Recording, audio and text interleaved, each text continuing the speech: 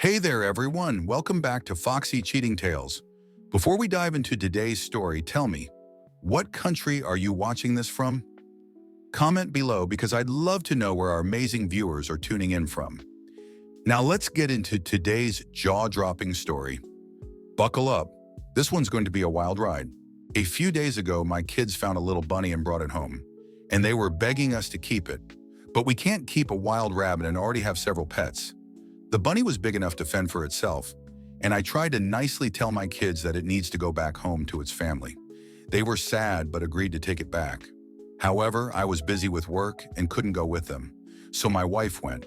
I told her to take the bunny to some thorn bushes at the end of the property and let it go there, because that's the safest place to do it. We live in a country area ripe with predators. Well, I went back to work, but a little while later my kids came running back into the house, loudly crying, with my wife trailing after and trying to calm them down and tell them it's not so bad. I asked what happened, and my eldest said that Mama made them let the bunny go in the middle of the yard, and a hawk took it. They even described the poor bunny's screams. I was mortified and then angry at my wife for not letting it go the way I'd advised. She defended herself and said it was just a bunny. The kids will get over it. But I said that was absolutely wrong. And I warned her of predators, and now our kids had to see that poor bunny get carried away by a hawk. Both of our kids shut themselves in their rooms and stopped talking to their mother for days. And when she tries to talk to them, they call her the bunny killer. I have tried to mediate, but my kids are still mad, and I'm still mad at my wife for how things went down. She's angry with me for not having her back and said as husband and wife, we're always supposed to support one another. But we got into an argument where I pointed out numerous times she has not had my back. She started crying too and has gone off to our room to pout. I'm thinking I screwed up now, so a friend told me to ask here. Aida? Edit. Yes, I understand hawks need to eat too, and they are all over our area. I just didn't want my kids to see something so young. They are 4 and 5 years old. I grew up country boy and my wife was a city girl. And when I was growing up, any similar situation with a wild critter that was caught, we'd try to let go in a place where it'd have a fighting chance. Edit 2. I did not yell at my wife. Where exactly in my post does it say I did that? I admonished her, yes, but I didn't yell. Not even when we argued later on.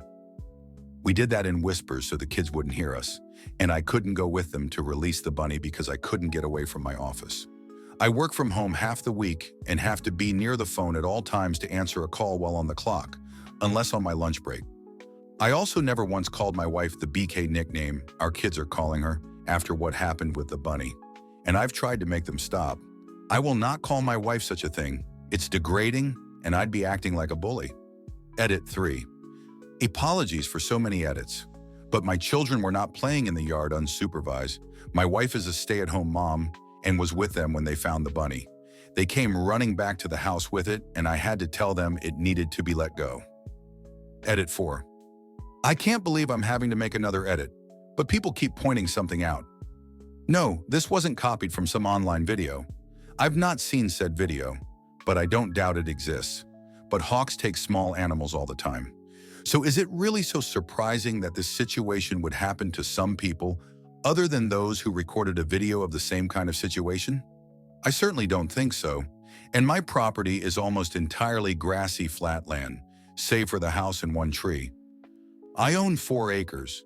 The grass was last mowed on Sunday, so it was pretty short. That poor bunny may as well have had a target on its back because hawks are circling the area all the time. I've been battling hawks since I was a kid, guarding baby chicks with my old pellet gun. Little bunnies are practically one of their favorite things to grab, hence me telling my wife to let the bunny go in the bushes. Edit 5. I am so damn sick and tired of people saying, hawks gotta eat too, or circle of life, or YTA for defying nature. When I was a kid, I had to protect animals from hawks from my grandparents. Farmers have a right to protect their animals from predators too. We weren't just gonna let the hawks come in and take all the baby chicks they wanted, which they would have done daily. Yes, I was out there with a pellet gun, but that only deterred the hawks more than anything. I never actually shot one down. Oh yes, I hit a few, but barely. All it ever did was make them turn tail and fly away. And I haven't shot at a hawk in 25 years. I never enjoyed shooting anything alive. My grandpa was the one out there with real guns taking down hawks and coyotes. But I grew up intimately familiar with hawks taking small animals. Hawks have no problem finding food all over our area, but they are opportunists, as are most predators. Hence why I wanted to let the bunny go in the bushes. For those who remember me, I'm the guy whose wife made our kids release a wild bunny in the middle of the yard, after I advised her to have the kids take it to the bushes to release it safely. A hawk took the bunny right in front of both of our children, 4 and 5 years old at the time, and they freaked out on their mother, then came running back to me in tears. Our kids started calling their mother the Bunny Killer. That name seems apt now, and other people called her that as well after her affair got out. What happened with that poor bunny is ancient history compared to what I have to tell now. I'm speaking as a free man after finishing divorce a couple of months ago. This is going to be pretty long and complicated, so buckle up. I did show my wife my original Reddit post, and she was very angry with me.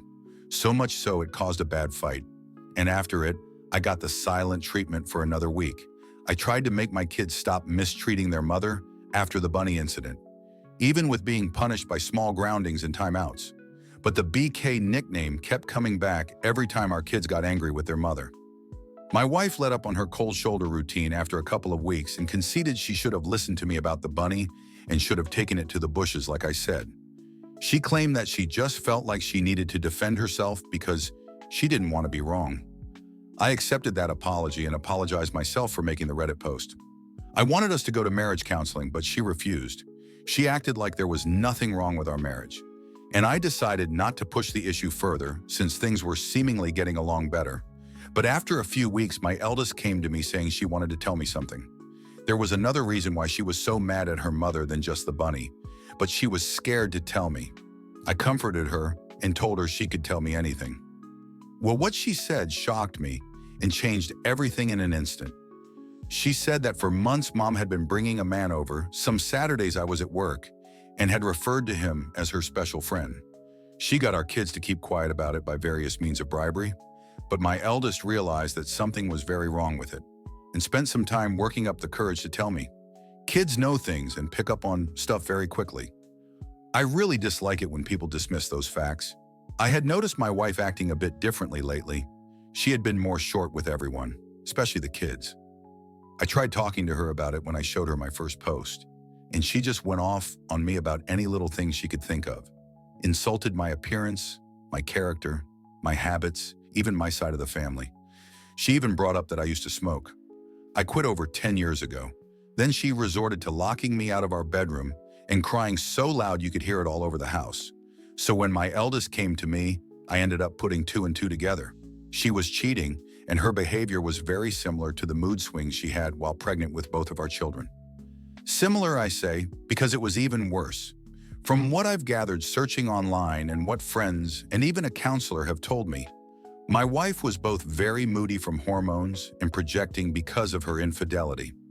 I can't claim to be an expert in psychology, but it does seem to make sense.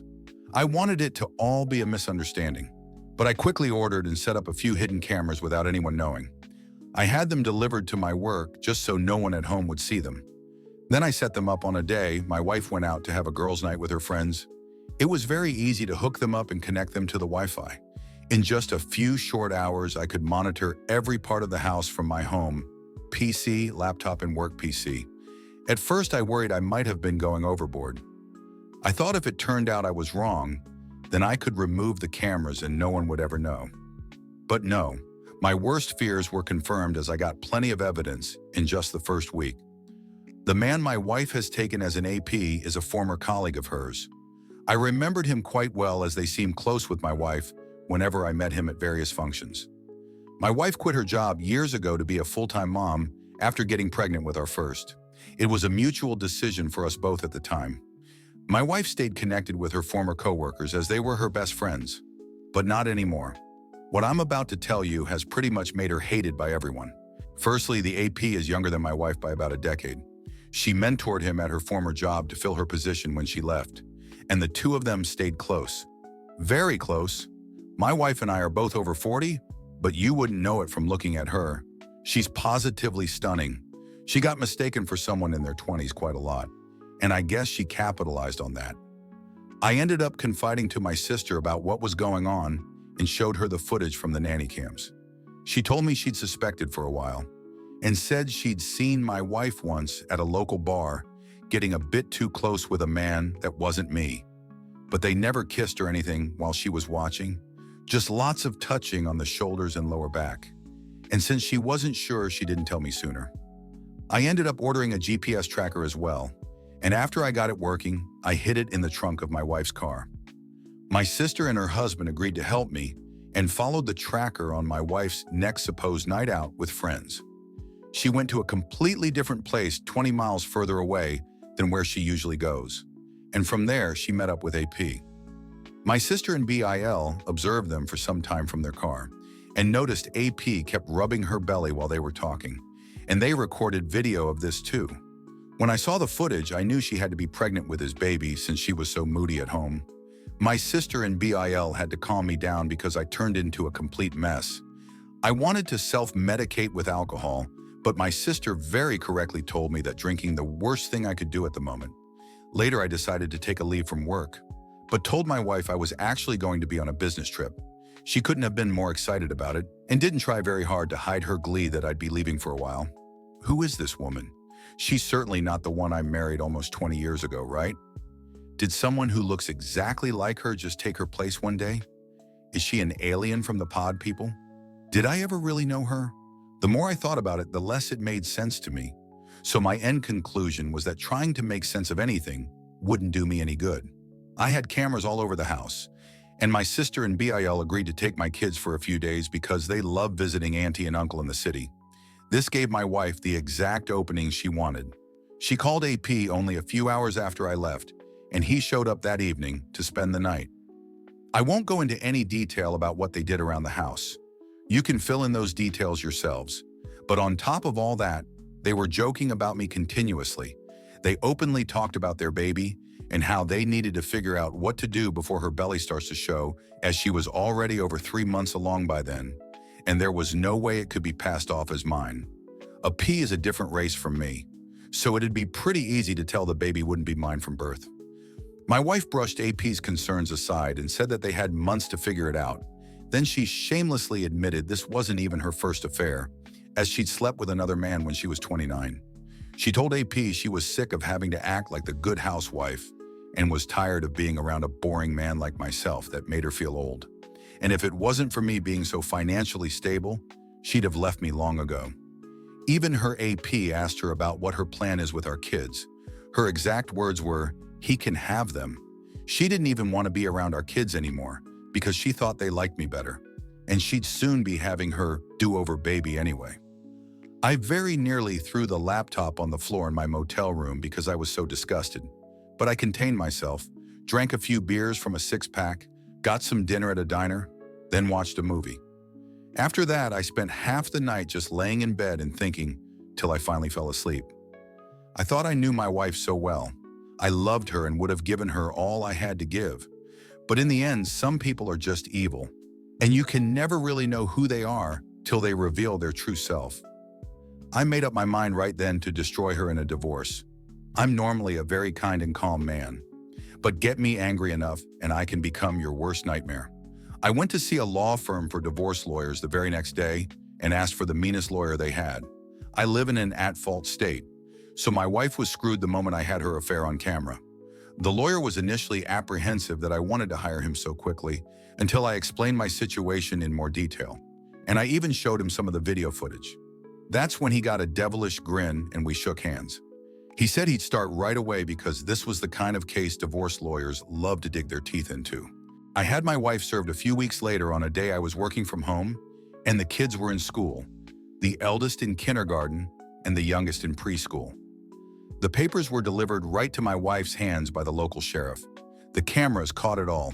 She looked scared while she opened the envelope, read the contents, and then lost her mind. She came running into my office to scream at me, but I remained cool and calm the whole time. I was already completely mentally checked out of our marriage. My wife wanted to argue. I just told her I'd made up my mind. And I wanted her out of my house. I'm the only one who's ever paid into the mortgage. She screamed at me that I can't do this to her, and then actually threatened to tell people I beat her if I take her to court and get me fired from my job to boot. I told her to go right ahead and make up any lie she wants. It won't help her. It's not like she wasn't planning on screwing me over since she's pregnant with her AP's baby anyway. She went wide-eyed and asked me how much I knew. I just said I knew enough and told her once again that I wanted her to leave. She refused and said it was as much her house as it was mine, then locked herself in the bedroom again. I saw in the bedroom cameras her having a meltdown and then pulling out her phone and calling police. She was acting like she was in complete panic, but there was a huge smile on her face while she was doing it. She was quite the actress. I'd have believed that performance over the phone in a heartbeat if I didn't already know she was a liar. I waited for police with the front door wide open and told them to come right in when they arrived. They were initially hot-blooded and ready for a showdown, but the house was clean and there were no signs of any sort of fight. My wife came running out of the bedroom and grabbed the vest of one of the officers while crying and saying I was a maniac. I asked one of the other officers to let me show them evidence of what was really going on, and he agreed, which really startled my wife as she was not aware that I'd recorded her. I showed the officer the footage from the cameras on a laptop of my wife saying she'd make stuff up to ruin my life, and then the footage from the living room after she ran out of my office and into the master bedroom down the hall, and then the footage from the camera in the bedroom of her calling the police and lying. I'd recorded it all, and from multiple angles no less. And even though she claimed to the police I'd hit her, there was not only no marks on her, but the cameras all around the house showed a completely different story. Then I handed the police a thumb drive and said it had all the video footage they needed of her, calling them under false pretenses. My wife, even in the face of all this, stuck to her lie of saying I was an abuser, and even tried to say the recordings were illegal and therefore inadmissible. But I pointed out they are legal because they were security cameras inside of my own home and not recorded in public. My wife looked to the police and told them to do something, to which they did. She was the one put in handcuffs, and she started bawling like a child. I could only sit there shaking my head. This was once the woman I'd loved for so many years. I thought she was a wonderful, intelligent, and endearing person. I couldn't have been more wrong.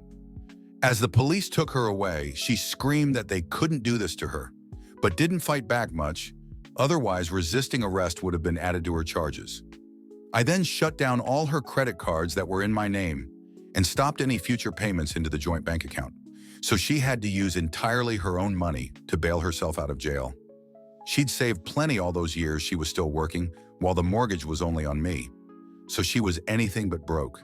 She came back for her car, which I'd taken the liberty of packing a few of her suitcases full of her clothes and some other things, and left the key on the seat. So she wasn't even able to come back into the house. My wife's parents did come to speak to me a day after she bailed herself out of jail. Initially, they only had the backward story she told them, which was basically the same thing she tried to tell police. Her father especially was ready to attack me. Old as he is, he's big and strong. But when I asked him if he knew anything about my wife's affair or her pregnancy, he looked very surprised and gave me the chance to explain myself. I pulled out the laptop again to show my in-laws what I'd recorded. When they found out the truth, they were disgusted and said that they couldn't believe this person was their daughter. They apologized to me and said they'd keep in touch to help out with my kids. Then they called my wife on speaker right in front of me and confronted her about her lies. She tried to double down till they said they were with my right then and saw the recordings. They knew everything and wanted her out of their house immediately. She tried to backpedal, but my in-laws said they did not raise her to be a selfish, adulterous bitch that would try to frame her own husband. And she was no longer their daughter. They disowned her over the phone right then and there, and then hung up before my wife could say anything else. She tried to call back, but they ignored her every attempt. And when they got home, not only was she gone, but she'd destroyed several things around their house, which my mother-in-law was in tears about. I still consider my ex's parents my in-laws because they still drop by from time to time to see their grandchildren. But my ex is effectively dead to us all. My wife later came back with her AP in tow to pack her things. AP wouldn't even come in the house, and my wife refused to speak a word to me while gathering her remaining things. She knew there were cameras everywhere, and she'd damn herself more if she tried anything else. I wasn't alone either, as my sister and Beau were there to help keep an eye on her. Bill made sure to keep his eye on AP from the window. My wife was still packing when the kids got home, and she made no attempt to speak to either of them, not even when our youngest cried for her. Before leaving, she did take a few of the photos we had of each other from our wedding off the wall and threw them on the floor to break them. I think she was expecting a reaction out of me because of the way she looked at me while doing it. But since I didn't say anything, she just took the last of her bags and walked out the door. After she was gone, I had to call my elderly mother to come stay with me for a while because I couldn't take care of my kids alone. I couldn't take a lot of time off work, and I didn't have a lot of daycare options either. I also ordered DNA tests for my kids. I was sure they were mine, but several people told me that just in case I had to know. Thankfully, yes, both of my children are mine, and yes, I did get tested for STIs, and I'm clean, so no worries there. About a week later, my wife showed back up at my door saying that she would agree to a clean divorce if I did as well, meaning she'd have gotten half of everything if I had agreed. But I said no to her face. There was some fighting back and forth, and she more or less admitted to finding out the law in this state was not on her side. We met, got engaged, got married, and lived our whole lives in this state. There was no way she could get out of taking a major loss unless I agreed to settle, which I did not. Then I said that she betrayed me, our kids, her parents, and practically everyone by having an affair. Then I slammed the door in her face. She left quietly, and I didn't see her again till court. A few months later in divorce court, my wife was visibly quite pregnant by then, and she'd gotten a lawyer. AP was also nowhere to be seen. I expected her to lie to the judge, which she started to a few times. But I had enough video evidence to refute any lies, so she really didn't stand a chance. So instead, she tried to drag out the divorce by simply refusing to cooperate and making various demands. She wanted most of my savings for starters, and she wanted a long list of other things I own, and she wanted me to buy out of her half of the house, even though she never paid into it. On my end, I was pushing for full custody of the kids and to get her name off the house deed. I had the video evidence to back up how she said she didn't really care for our children anymore too, and how she said she would make up lies. My wife tried to stall and repeatedly change her demands, but the judge didn't let her keep dragging things out.